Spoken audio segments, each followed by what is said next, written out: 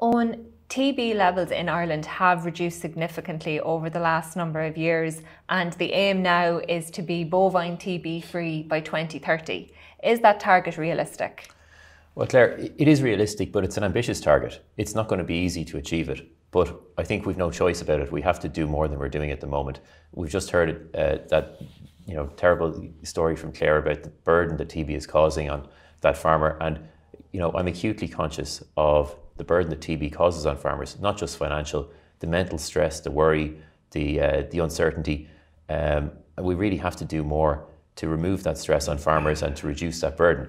It's true levels at the moment are lower than they've ever been historically. The programme has been really successful. Only a few years ago we had 40,000 reactors a year. We're down now to about 16,000, 17,000 reactors a year. But that's still too many. There's 2,200 farmers locked up with TB at the moment. That's lower than ever before in the last few years, but that's still too many. And I think what's important is we have to focus on protecting the 97% of farmers who don't have TB, and also working with those whose herds do have TB to get them clear and help them stay clear so they don't keep having repeat breakdowns. We need to do more on that. The way we can go about that is working in partnership. That's why we've set up this TB Stakeholders Forum, and I'm delighted that along with the other stakeholder organisations and farm organisations, the IFA are present at that as well. This is not a department problem, and it's not something that just the department by itself can fix. It's something that we need to work together to address. And we need to decide together what is the best way that we can do more than we're doing at the moment to reduce this terrible burden. This is really about working in partnership together. One of the other key things we want to do with this is make sure that farmers get the message that there actually are things they can do to reduce their own risk of TB. That doesn't mean they can eliminate the risk, but we want to do better at talking to farmers about steps they can take to reduce that risk. That's why we're trying to reach out more. We have a series of public meetings. We've had several public meetings in the last few weeks. Frank attended one of them. And we're going to have those around the country in the next while. We want this to be working in partnership together to reduce that terrible burden on farmers. But it is an ambitious target. There's no doubt it's not going to be easy. There's many factors at play with this disease, and there's no easy solution or quick solution, but we really have to do more.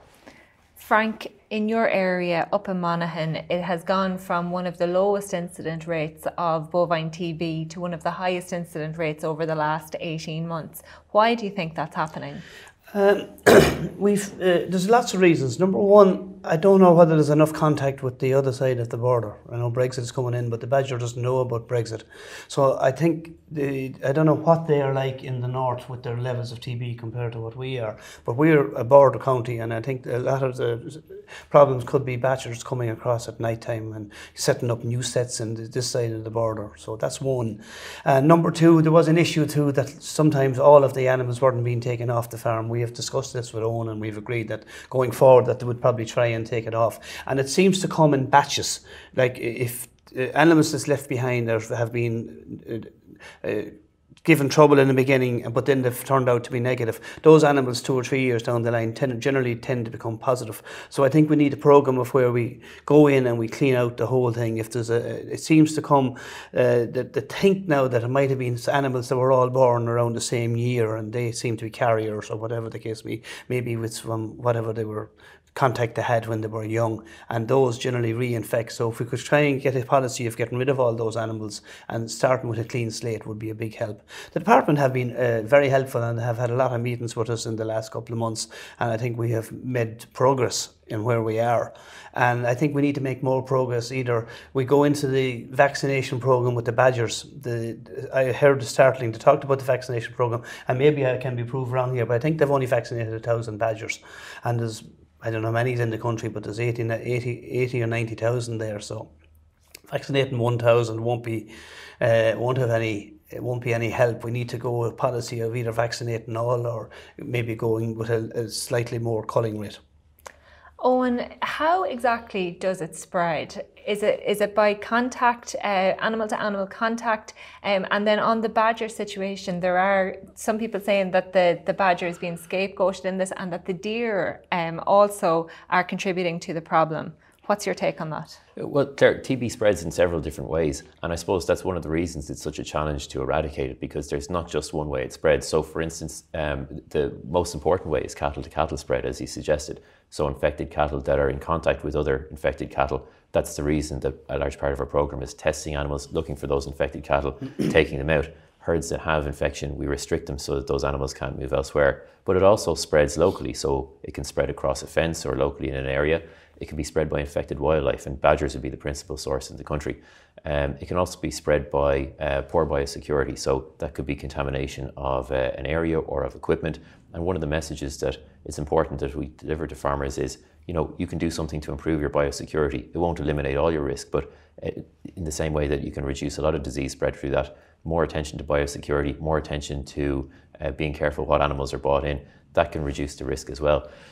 Regarding the threat posed by deer, there has been a lot of talk of deer lately, but we haven't found evidence that deer have a role in spreading TB to cattle in most of the country. Now in Wicklow, there was a study carried out, and the Department of Agriculture carried out in conjunction, in cooperation with farmers locally and hunters there, where the same strains of TB were found to be circulating in deer, cattle and badger. But Wicklow is there's a particularly high density of deer there, and it wasn't clear which animal was infecting which other ones. In other parts of the country, we've said at local public meetings, and we've said this up in Monaghan, we're perfectly happy to test deer which are shot for TB, but there simply isn't evidence right now that deer are a significant source of spread to TB in these areas. That's not to say we're not happy to test these deer and look into it. We're interested in what works, not what doesn't work. Frank mentioned badger vaccination. We think that's a really important development lately. We've spent several years trying to address this. Badgers have been shown in Ireland to spread TB to cattle. Now, it has been controversial, and I suppose there's some sections of society who would say, well, is it right to ever kill wildlife to protect domestic animals? But, I would think that it is justified, and I suppose that's our judgment as a society, is that it's the right thing to do in circumstances where it's been established that badgers locally have been infecting cattle and affecting farmers and farm families. But also, we don't want to cull badgers where there's an alternative. And the department spent several years, and actually there was some great research carried out right across Ireland in field trials, showing that where you vaccinate badgers, and as Frank says, it has to be enough badgers in an area, you can actually deliver the same level of protection to cattle locally and thereby to farmers and farm families as if you remove the badgers. That's why we've now started a policy of badger vaccination. That doesn't mean we're going to stop culling badgers, but it does mean that where we can expand vaccination, as Frank suggests, we're going to try and do so and deliver the same level of protection to cattle and to farmers and farm families. But it's also the case that there may still continue to be areas where there's severe outbreaks, and it may be necessary, in the same way that we remove infected cattle, we may also have to remove badgers in those areas. But this is a multifactorial disease, and there's not one single thing we need to do to address it. We need to look at all these things, and that's why I think the discussions we're having with all the stakeholders at the TB Forum are so important, because while what we're doing at the moment is effective, it's just not effective enough. We can't say we're happy with where we are. We need to do more. And the way to decide what more we can do to drive TB levels down further and reduce the burden on farmers is through discussing with all the stakeholders, what are the realistic options that we can do to do more to stop the spread of this disease. And Owen, if the cattle are removed, if the badger is removed, if the reactor is taken out of the area, can the environment remain contaminated? And if so, for how long afterwards? So it can remain contaminated. So the bacteria that causes TB is a very resistant bacteria, and it can survive in the environment for weeks or even months. And that's one of the reasons that when farms have an outbreak, when the reactors are removed, farmers are required to clean and disinfect areas where the reactors may have been. So this will depend on the circumstances. It may be a particular part of the farm, or it may be some equipment. There's a reason for that.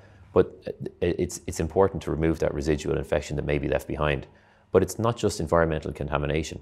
There can be animals which are latently infected with TB which don't test positive to the test, and they may remain after an infected herd after it goes clear, and several years later those animals can develop TB in the same way that humans with latent TB can get it years later. One of the other things we need to look at is, where there's animals which were alive in a herd during a previous breakdown, is it wise to still have them there now? And one of the things which farmers with problems with TB can think about is whether they might choose to cull animals, older animals, which were alive during a previous breakdown. So we need to look at environmental contamination. We need to look also at residual infection within the herd. And that's why I think an increased emphasis on biosecurity can really deliver results for farmers. Frank, there is a drive at the moment on forestry for further planting in areas in counties say, such as Leitrim or Wicklow, where you have then increased wildlife populations as a result. Down the road, would you be concerned about the impact of the drive on forestry and how that could potentially contribute to the TB problem? Without a shadow of a doubt, I happened to, in one of my many lives before I came to Monaghan, I lived in New Zealand. And in 1984, 85, and then New Zealand were just starting to get into deer farming, and they were putting up the fences. It came in, but it never really took off. And their main concern at that stage was the wildlife deer, because New Zealand would be very much forest, and all that. And they would say then at that stage that the deer were definitely going to cause a hassle. So definitely the deer, and the more we go into forestation, the greater chance we have. And now there is a link now as well, and maybe Owen might verify this or not, that they're saying that foxes now could be a carrier as well. And we know the country is full of foxes at the minute. There's more foxes now than ever there was. So we have a problem with wildlife. The more we let them produce and all that, the greater chance we have of infecting our animals.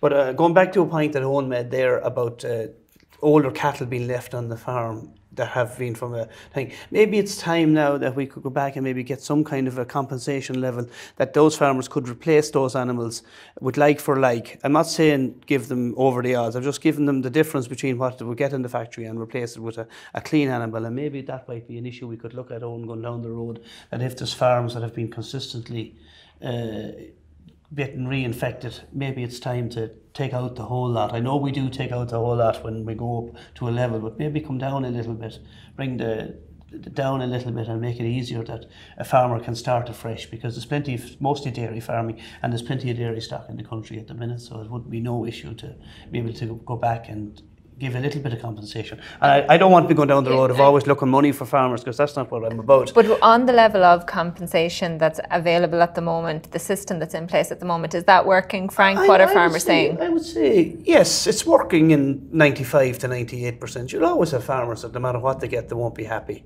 That's just human nature in us. We always think our animals are worth more. But I think the rule of thumb, I don't think compensation is, I think it's fairly fair and fairly accurate. Wouldn't you agree with that, Owen? I would, Frank. Yeah, I think we have a fairly sophisticated system in place of trying to ensure that farmers do get full market value for their animals. But that's not to suggest for a moment that compensates them for all the losses with TB, not just the financial losses, but the stress and the hardship. But it is the case that we monitor sales every week in March, and we grade the animals, and then we do have a way that when animals are taken as reactors, they're compensated the amount that those animals would have got if they had gone to the market the week prior to that. And I think it's fair, and I think it delivers fairness on both sides. And generally speaking, as Frank said, there'll always be individual cases where something might be up for discussion, and people might say, well, they might feel happier or less happy. But overall, I think we have a fair system that delivers fairness for the taxpayer who pays the compensation and to farmers. But look, it is to accept it doesn't for a moment compensate all the stress and hardship and other costs of TB. And Owen, just to bring you in there on the foxes, can they be carriers of TB also? Well, Claire, any mammal that lives in the countryside and is exposed to animals that are infected with TB can become infected.